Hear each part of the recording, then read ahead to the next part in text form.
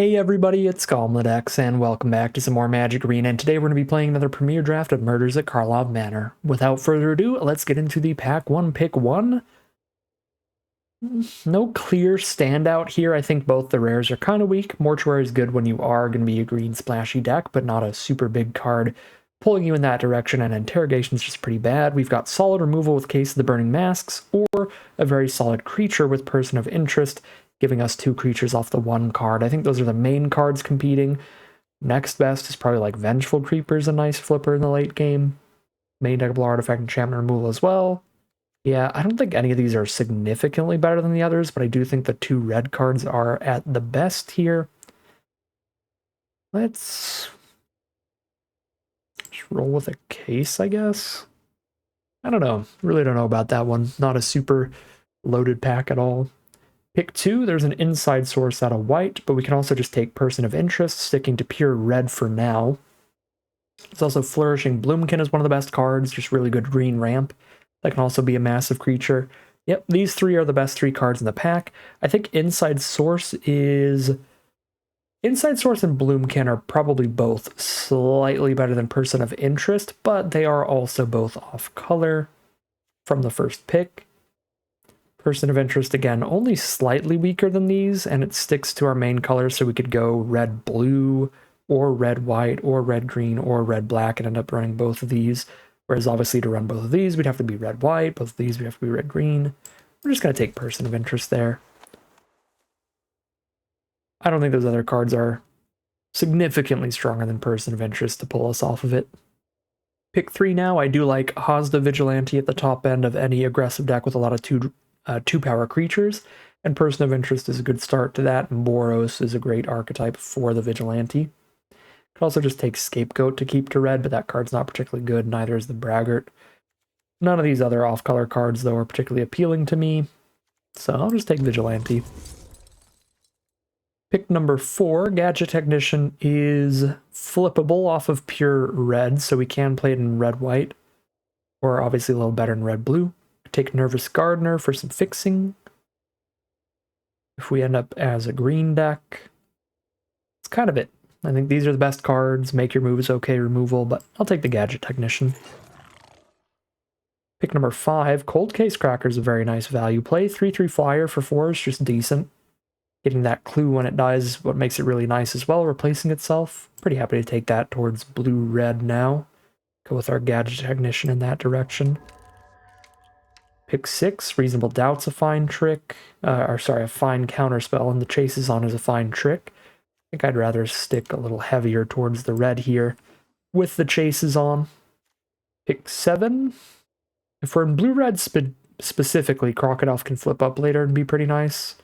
Orangutan's quite filler as a main deck option, so that's why I'm potentially just speculating on the best off-color card, which I guess the best off-color card is Inspector, but that's for slower green decks that need great early blockers, and if we end up in green, it's going to be like green-red aggro, so I'll take the Crocodile. Which could be flippable in blue-red. Pick 8. Mostly nonsense. I think Strider, if we need a bunch of fixing, or Creeper as a big flipper in green are the best options. I'll take the Creeper. I don't want to get too splashy today. Pick 9, basically nothing, I'll just rare draft. Probably not much for the rest of this pack. We're looking like we're heading towards blue-red most likely, but pick 10 Nightwatch is a decent sign for white. So we could be blue-red or red-white still. Kind of depends what we open. Like if we open Aurelia, sure, we'll force Boros. If we open a Gleaming Gear Drake or something, one of the good like blue-red uncommons, we can head in that direction. But I think we're red X here. We open Doppelgang, so that would require me to play a big, splashy, rampy green deck. Just a little far from what we're doing. We could absolutely pivot onto it. I've done it before, actually a few times. But I'm really not in the mood for big, rampy, slow stuff. I did just record the blue-black kind of controlling deck, and that was a 2.5 hour long recording session because of how slow that deck is. So I'd really not like to be a big slow rampy deck. I'm just going to take Person of Interest that 100% makes the cut whether we go red-blue or red-white.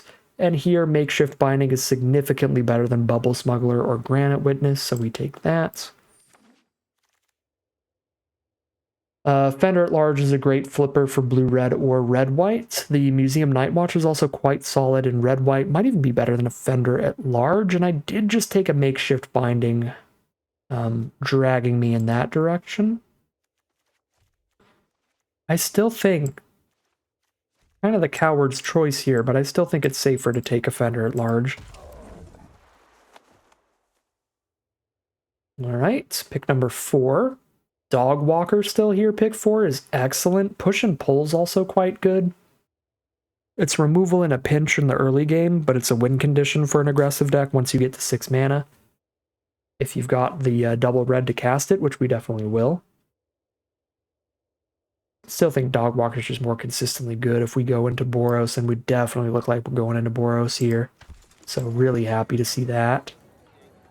Another Dog Walker. Also, Mentor of the Meek can draw us a lot of cards, but it does make us play off curve, which is a pretty big downside because this Boros deck, you are trying to just slam your opponent for 1,000,000 damage before you even like run out of cards, really. So while Mentor is good, I don't think it's quite as good as Dog Walker for the general game plan of this kind of deck. These are our 3-drops, these are 4s, these are 5s. Yeah, take another 2-drop Dog Walker. Also, really happy to play and flip it as well, but always got to be okay with just slamming the Dog Walker down turn 2 if you don't have a different 2-drop to play. All right, there's the On the Job. We've got double Dog Walker now, double Person of Interest, and a Gadget Technician for cards that make multiple creatures. Here's a Red Herring for a perfectly serviceable 2-drop to get that count up. Pick 8 is nothing for us. Hold down the Alt key and rare draft a Slimy Dual Leech.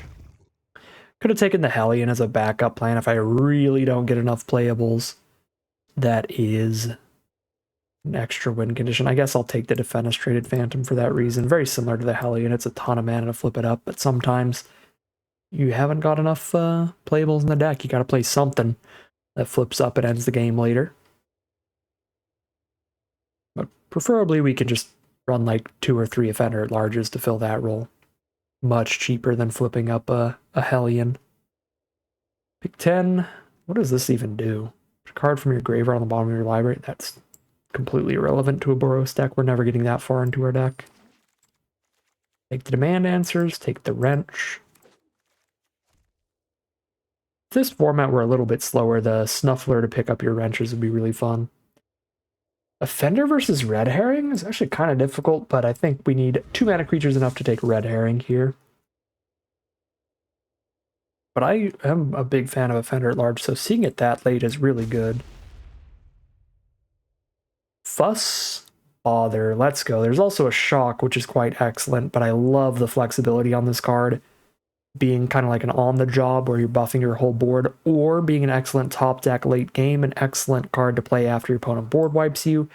Great way to make sure you're still grinding out the kill. Market Watch Phantom is also excellent, one of the best 2-drops for this kind of aggressive deck, because it's frequently just a 2-mana 2/2 flyer. So Shock, Market Watch Phantom, Fuss, Bother, this is a really good pack. We'll take that Fuss and Bother. Pack 3, pick 2, get another Dog Walker, and I'm super happy about that one. I'm not going to be splashing in a Tolsimir. Pack 3, pick 3, Market Watch Phantom, premium 2-drop as a 2-mana 2/2 flyer frequently. Definitely better than Consultant, which is much more inconsistent, or much less consistent if you want to say it that way. Felonious Rage probably doesn't make the cut. Yeah, all these other non-creatures. Most definitely doesn't. I'm going to take 20 gems over Felonious Rage. Force of Antiquity for another random 3-mana 2/2 is fine, or Braggart for another random finisher. Actually, there's Technician, though. The double red's a little difficult, but being able to provide us with 2 creatures is, I think, worth it. We've got the On the Job and the Fuss now. Those want a lot of creatures. Case of the Burning Masks wants us to deal damage with 3 cards. There's that as well. So at this point, we're just hoping for like 2 more creatures out of the draft, and then I'm super happy with this deck. There's one of them, another Offender at Large. So grab 1 more creature, cut one of these 2 cards I've set aside here. Be a really simple deck. We can just get through the deck building during the draft process. I do actually think I'd rather play Felonious Rage than Demand Answers, and certainly than the Case File Auditor.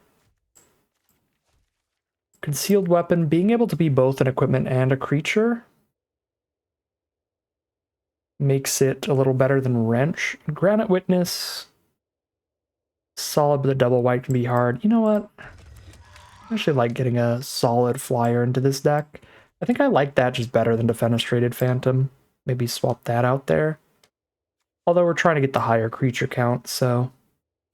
Well, there we go. I think I'll play Consultant over Phantom. I get to cut Phantom and Rage or Phantom and Wrench. Go Phantom Wrench here. Felonious Rage, keep that to just dump the hand out real quick, and here we go. Get the Braggart all the way back if we want that as well. I've got some Offenders to flip up or hardcast at 5 mana. So I don't think the Braggart is necessary, but I don't hate that card at all. We've got a lot of really taxing stuff to do with our mana in the middle game. Like, we want to have, like, 4 lands on turn 4 very, very frequently, so that we can afford to go 3 mana, play a face down on turn 3, and then 4 mana, flip up a 2 mana face down like Dogwalker or Granite Witness or Technician or Night Watch, and play a 2-drop at the same time. So we're definitely a 17 lander here. Red above the white here for Case of the Burning Masks and double Technician. So that's 3 cards that need double red versus just 2 that need double white on the job in Night Watch. Yeah, 17 lander. It's looking good. Again, we can put a Braggart in or a Phantom in, but pretty happy with the build we have now. We will call it a deck here. Alright, here's a look at the deck list for today. Another very standard, very simple Boros aggro deck. In this format, it's going to be about making a wide board state with a bunch of creature tokens. We can get multiple 1/1 dogs off of the Dog Walkers. We can get Thopters off Technician. We can get 2/2 detectives off Person of Interest. And as we're curving out and spitting out tokens, we can then get a bunch of damage in the early game and wrap things up with a big on the job to buff the whole board or a fuss to buff the whole board. Just sneak a bunch of damage by. So really simple deck plan. We've done it plenty of times before, so not too much to say during the deck overview, but it looks like a pretty sweet one, and hopefully it plays out well for us, but we'll find out soon enough as we head into the gameplay. Here we are with a mono red hand to start things off, but that's fine. The only thing that needs white is the Night Watch, and that's only to flip it. Like, we can play it without the white mana.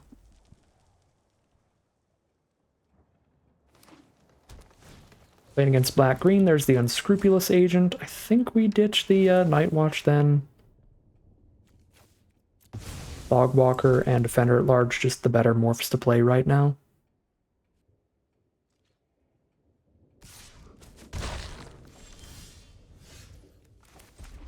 Alright, come on out, Red Herring. Get in there. Currently nothing I'm even remotely concerned about to shoot with Case of the Burning Masks. Okay, I would shoot the face down if I could, but it's got ward, so that's going to be a no there.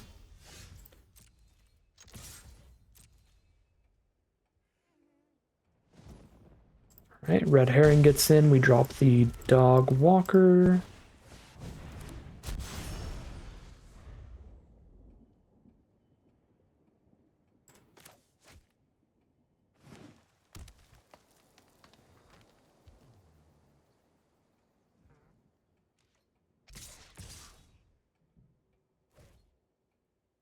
Take this damage. Down to 14. hide in plain sight. Oh my god. 2/2/2s off of one card is the bare minimum that does for 4 mana, which is really good already. 2/2/2s with Ward 2, more importantly. So we can't even case them. And again, that's the bare minimum. If either of those is a creature they can flip up, then this is an absolute disaster. Yeah. It's one of the highest win rate cards in the format. It doesn't seem so good, but it is just deceptively good to just clutter the board that much for that cheap. It's like a better person of interest because both of the 2/2s can block and they could be bigger than 2/2s. They can get flipped up. Like a way better person of interest. Person of interest is already pretty good.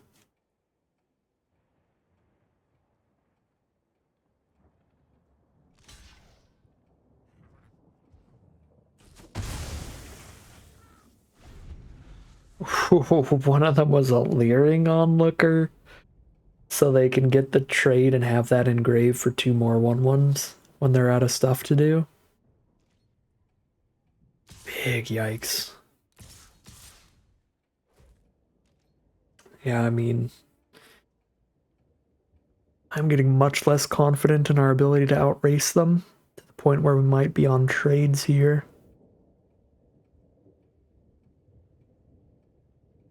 At least with the 2/2. The problem is we don't even know that these trades are going to be trades.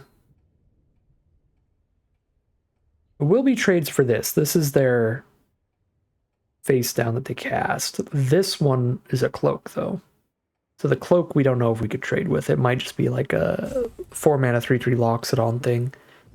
And they just win and we don't even trade.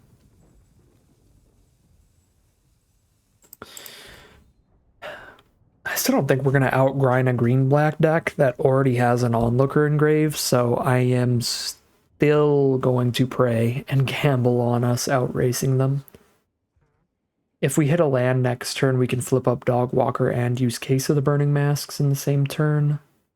Which could be good depending on what they play in terms of blockers here. If we hit a land and they don't play any more blockers, we can just play and flip a Technician, or play a face-up Offender at large, and any of those are solid. If we don't hit a land, I'm very sad. And this is why, despite how aggressive our deck looks, I think we definitely don't want to cut lands here, because as you can see on turns like this, 5th land is just huge. Play and flip Technician in the same turn, flip this and play a Case in the same turn. Now I can only do one thing instead of 2. It's a huge hindrance on us.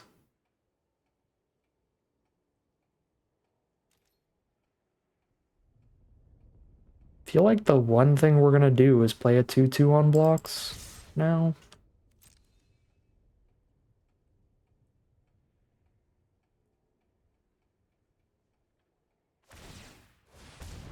Alright, get the flyers. If they hit the 4 mana 4/4 that takes 7 mana to flip up, it gives the whole board +1/+1 trample. Then they hit the hide in plain sight wombo combo and we just lose. Because they can flip it up for 4 mana if it's cloaked instead of 7. And get the massive overrun. For way less than they're supposed to.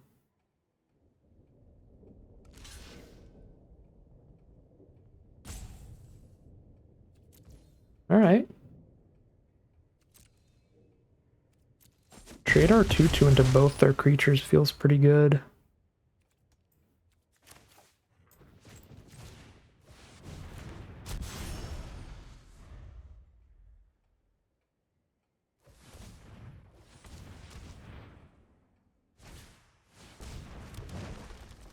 Alright, 3 mana, get a 0/1 and draw 2s, solid. They've hit their splash color, island on the board.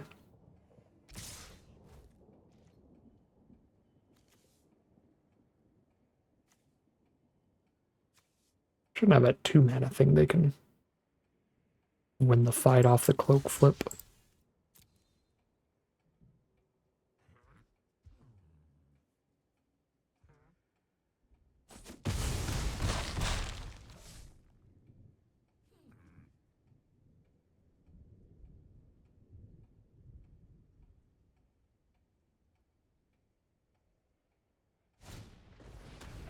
Another Gorehound. There's land 5. It may be too late, though. Flip a Dog Walker, cast a Case. I have no blockers up. I'm only killing one of their creatures. And the creature I kill is not the ward card. I mean, if I just kill this, then it's just a bunch of 1/1s on their board.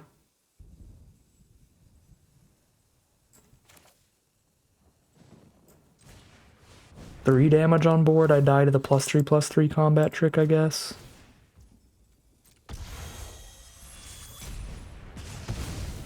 I think we want to solve this case. And take 3.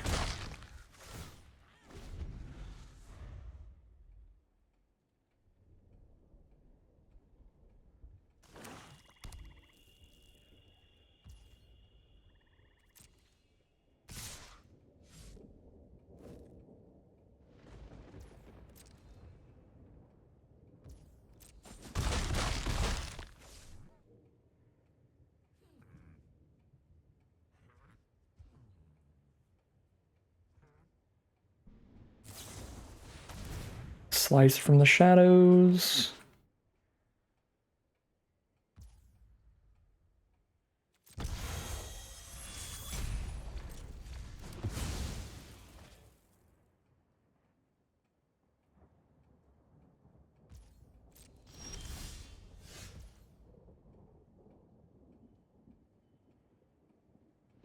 Just dead if I don't Gadget Technician to block one of the 3 unblockable creatures.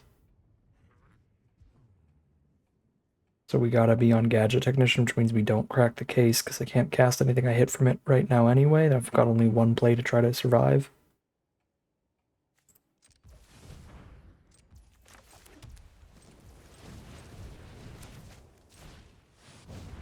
Just see how much damage we maybe sneak through with Offender at Large next turn.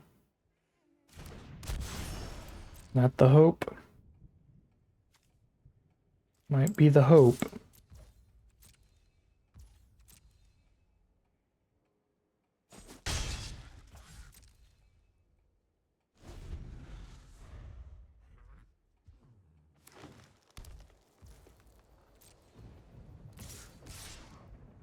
I guess it might have been better to play both of these face down, slightly more likely to crack back for lethal, but also slightly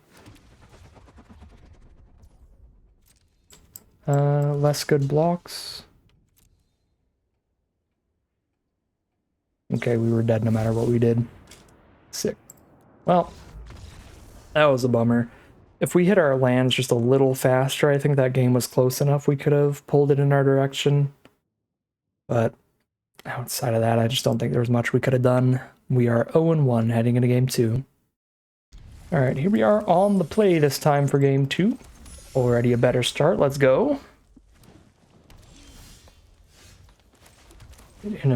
Innocent bystander rolling in here.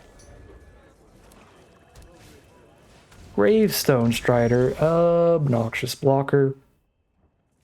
To the point where I exile it immediately.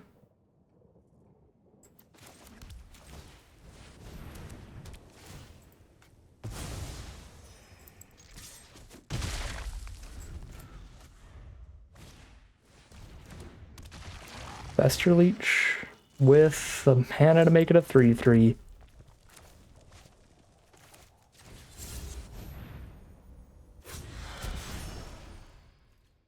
Our opponent's just hitting us up with the perfect blocks here. Which is super annoying. Because if they can stall out the early game, they really win the long game with the green deck. And yeah, this hand is just perfect at stalling out the early game. Yikes. Now they get all the evidence they need into their graveyard.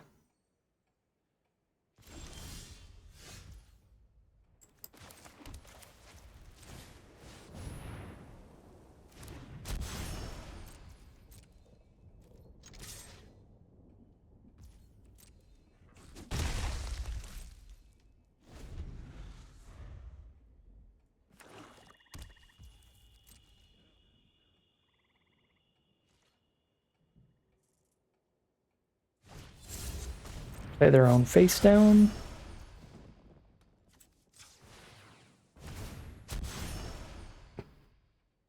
Flip the dog walker.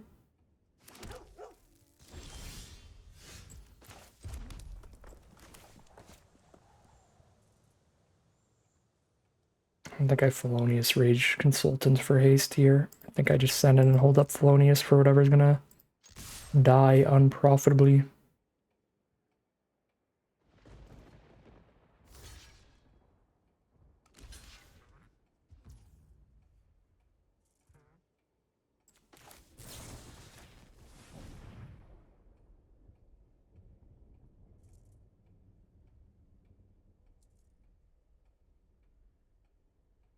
They got another slice from the shadows here. Go with their long goodbye. What an opener. Oh. That feels like the wrong slice. Because they could have countered us from getting a 2-2 there too. We wouldn't have gotten the 2-2, they would have kept theirs. But it was still bad for us, but it could have been worse. There's the Insidious Roots, if they can collect any evidence that can lock up the board against us.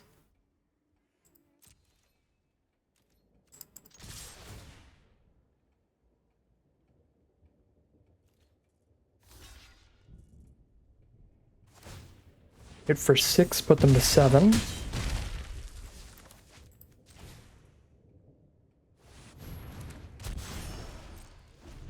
Next turn, hit for 1, 2, 3, 4, 5, 6, 7, 8 if they don't play a creature somehow.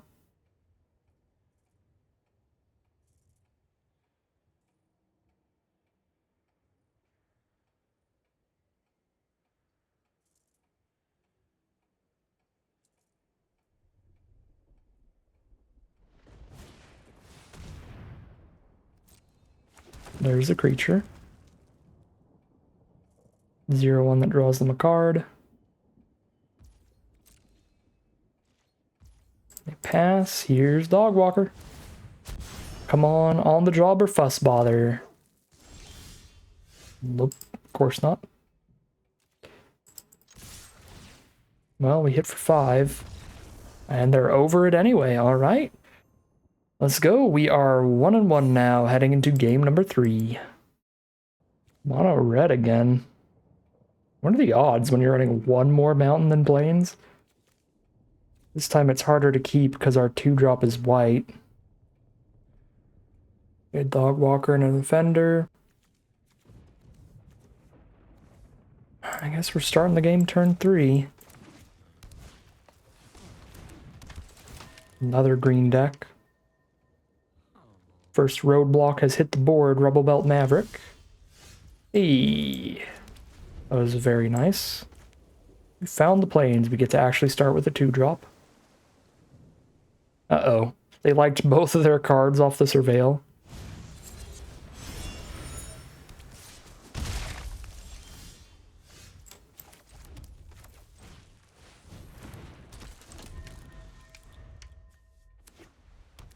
Well,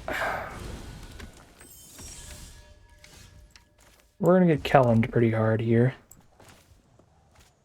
Gotta find a cheeky fuss or something to randomly kill them. And I don't think it's fast enough to outpace Kellen, especially because of the Vigilance. That Vigilance is brutal here.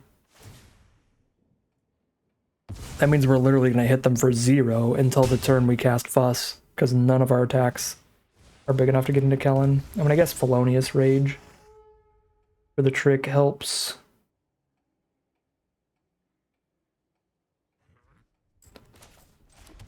Yeah, now here's a Gadget Technician as well to go for the flip up here.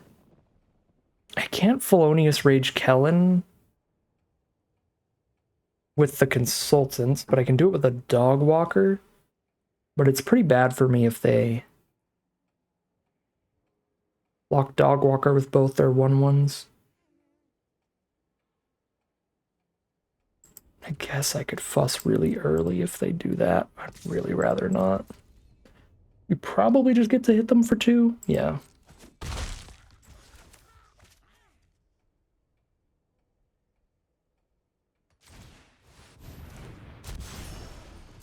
Next turn I can send the whole board in holding up Felonious Rage.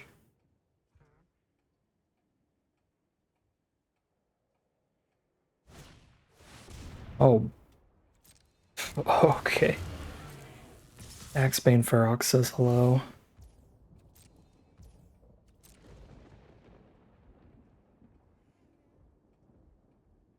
If I Felonious Rage on blocks, I don't have the Felonious Rage to kill Kellen with. A fuss to kill him with.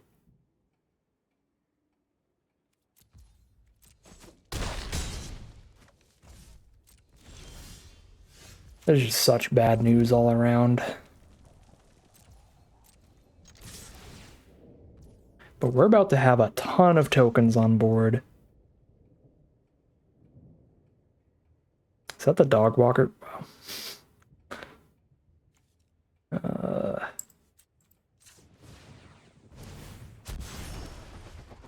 Get the extra damage. Put them to 12. We very much still have the oops, Fuss is lethal game plan intact.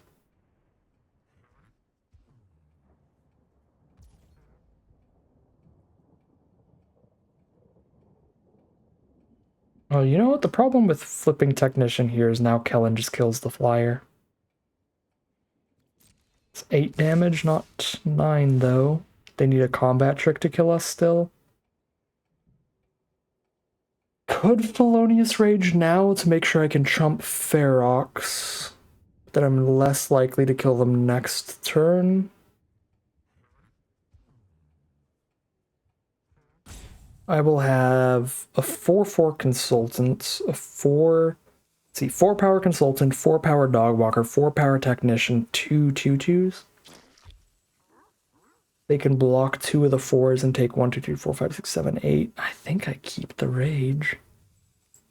Like, if they have +3/+3 Trample Trick, they have +3/+3 Trample Trick. And they don't. Well, hello, biggest roadblock possible. Okay. Just bombs galore. Kellen plus Ferox for great rares into the best green uncommon of Killer Among Us. I can bother here to try to set up chump blocks, but Kellen gets to keep just killing my flyers for free anyway. If I go for that. So, yeah. I mean, maybe for some reason they just won't block here, but this game is over.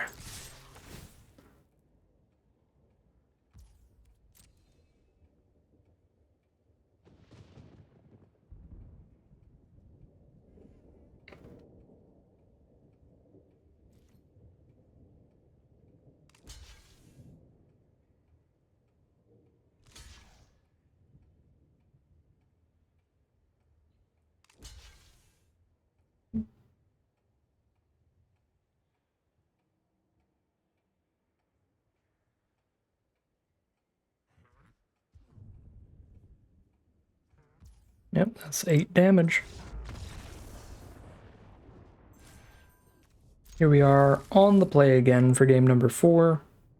Pretty slow hand starting turn 3. But our mana is really nice, and the cards are powerful. We just play against the same deck 3 games in a row, baby! Green deck with fixing to play any bomb in the draft pod. Yeah, it's just green-black at the core again. Okay. Really dislike not having the 2-drop in this kind of archetype. They are green, black, and red, at least. And there's Topiary Panther, so we'll just get bombed to oblivion. Well, we'll see.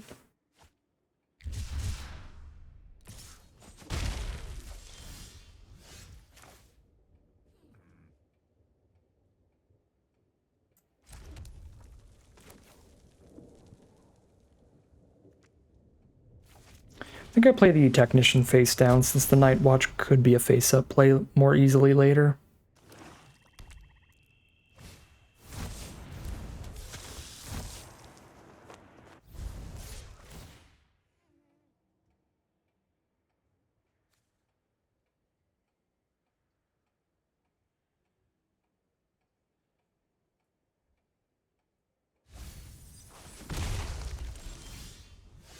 Felonious Rage? I don't have triple red though, so I can't flip Technician and cast Rage, so I don't think it's gonna be worth it. If they block with Meddler, we pass.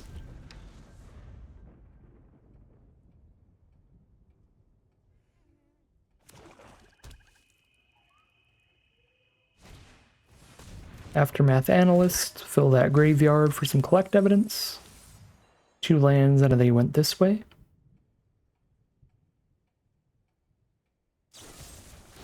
There's the long goodbye to clear out the face down for only 2 mana.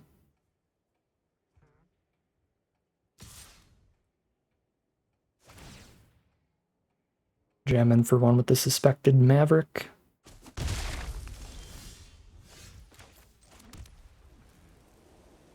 I need 5 power to attack into Meddler plus Analyst.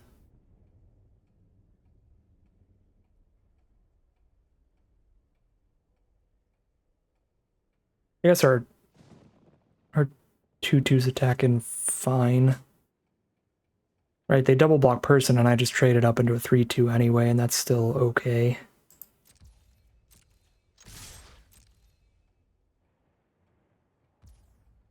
Just take it all, sure.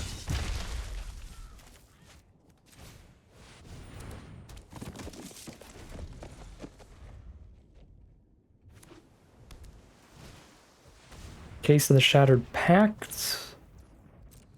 They have green and black permanents on board.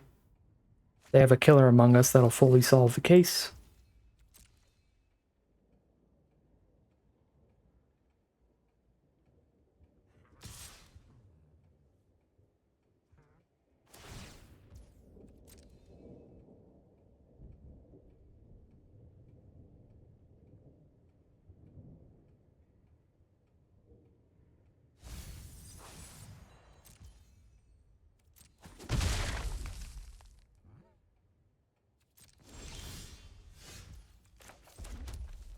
Dog Walker. Kind of exciting. Play both these face down if I don't need to Felonious Rage here. And then I've got really big options next turn.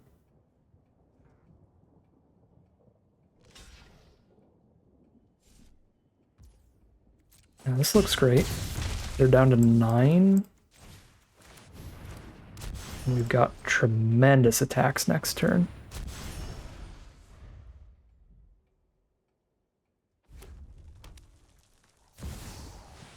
Incinerate of the Guilty. It's pretty big, pretty good, but we might be able to get Felonious Rage plus Offender at Large flip to kill that. Or we might be able to get Felonious Rage plus Offender at Large flip to kill them.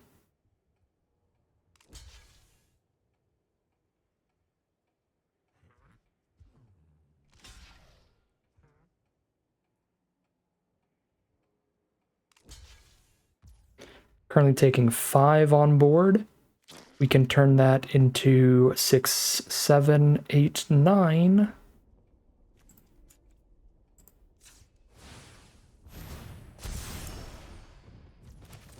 And that's dead. That is 2 and 2, heading into game number 5. Here we are for game 5. Unfortunately on the draw. I think this hand would be really good on the play.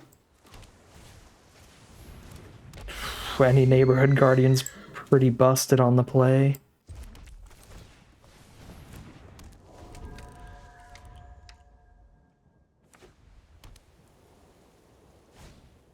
Yep. Send in for 3, we can't block.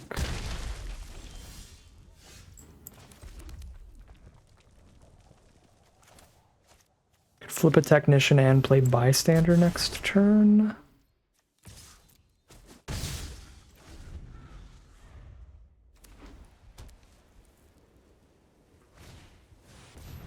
Ooh, hard cast 4/4 Greenbelt Radical. Yeah, it's a big blocker. Can't binding here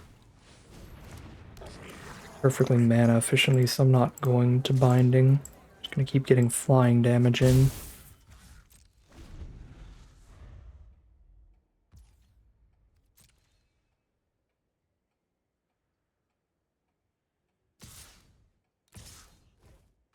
Okay.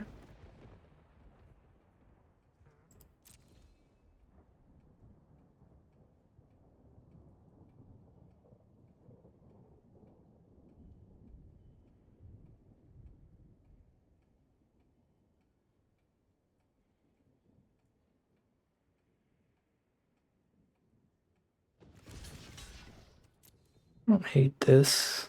Make sure we're still racing even though they're trying to roll us on the play.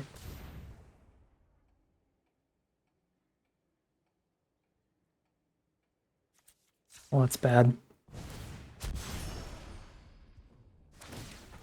The green combat trick off of Triple Plains Island.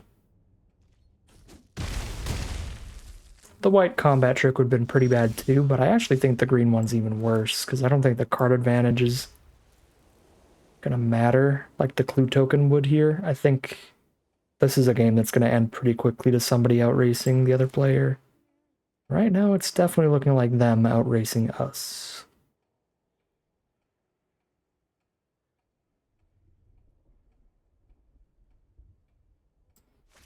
Think I can afford to slam here.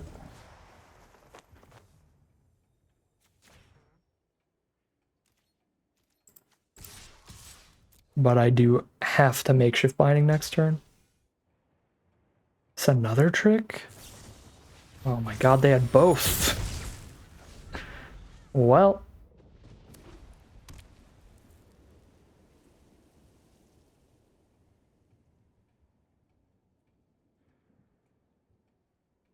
It's not looking great here. We're certainly out of gas. We've got our one removal spell to get rid of Radical. If they're somehow completely out of gas, the two cards in hand are lands, the clue cracks into land, then we might have something here, but the way they've been playing so far, it really doesn't seem like that. Like, I think they missed a land drop last turn, so they have action.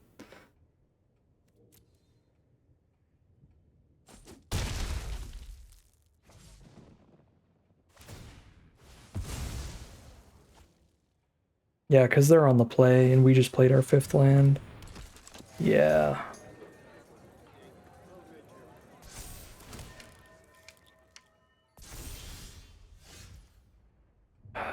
We have absolutely nothing over here. Now they get to just inside source up their detective to be a 4/2 on attacks. I guess bystander's a pretty great blocker in that case, though. At 15 life to 8, with 4 creatures wide on their board, I kind of like holding the Thopter back, but maybe there is still an argument for just chipping in for 1. Feels like we're reaching the point of the game where our life total is far more important than theirs, though. It is getting low, even with the binding life gain.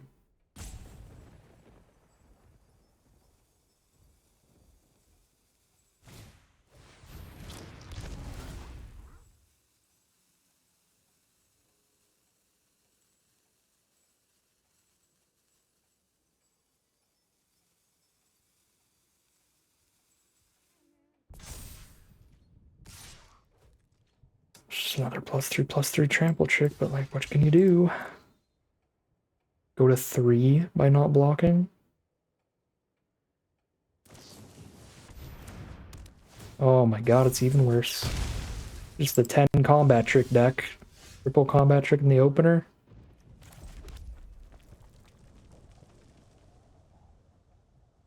On the job isn't even big enough to kill the 3/5 here.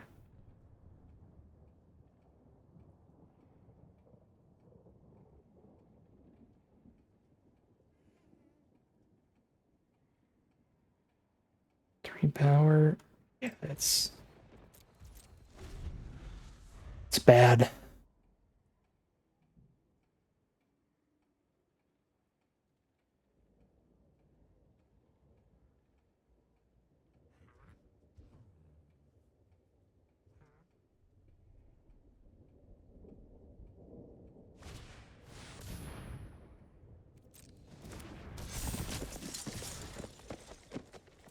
Seems pretty reasonably sized.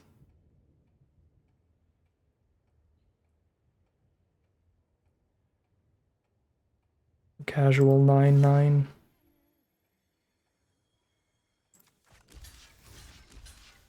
And there's just no shot at this point.